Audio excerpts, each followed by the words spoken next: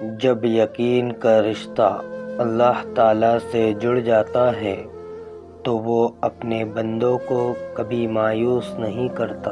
جو سجدوں میں روتا ہے اسے تقدیر پر رونا نہیں پڑتا۔ پتہ ہے اللہ کو منانا بہت آسان ہے، ایک سجدہ اور چند آنسو، اور بس وہ دو جہانوں کا بادشاہ راضی ہو جاتا ہے۔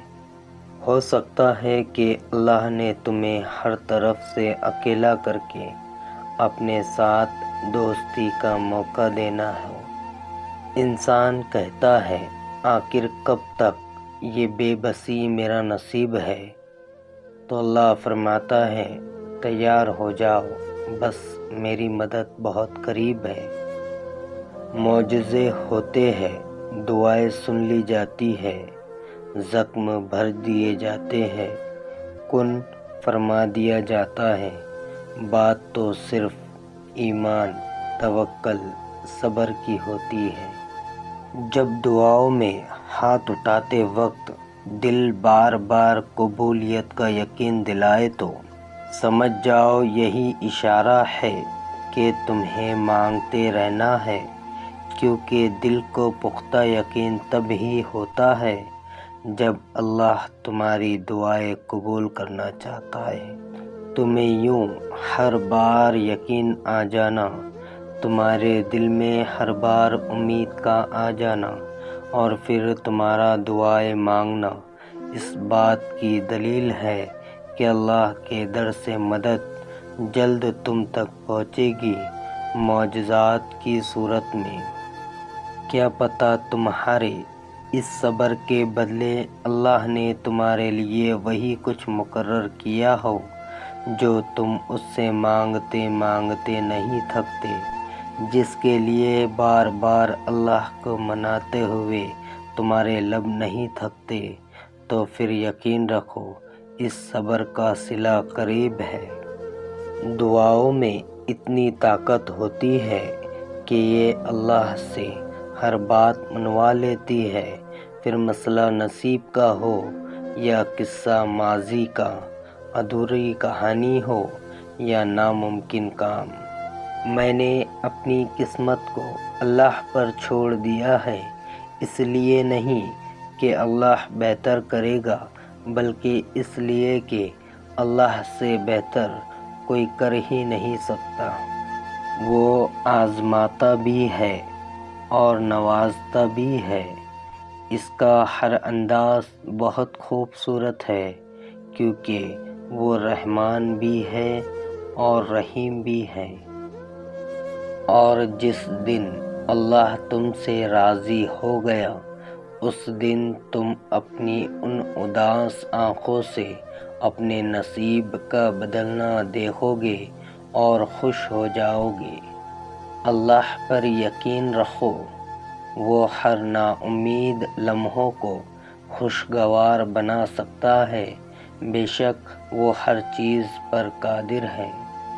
بے فکر رہو، جو تمہارا ہے وہ تمہیں ہی ملے گا، پھر چاہے وہ دو پہاڑوں کے درمیان دفن ہی کیوں نہ ہو، اس کو اللہ تم تک ضرور لے کر آئے گا۔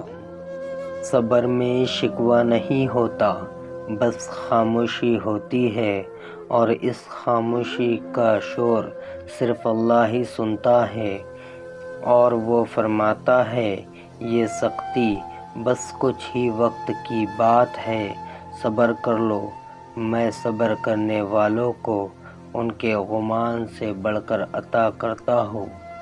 دعاؤں پر کبھی شک نہ کرنا، کیونکہ اللہ قادر ہے نصیب بدلنے پر، ناممکن کو ممکن کر دینے پر، بند راہوں کو کھول دینے پر۔ پریشان نہ ہو، بس یقین کے ساتھ دعا کرتے رہو، ہر لا حاصل جلد حاصل ہو جائے گا۔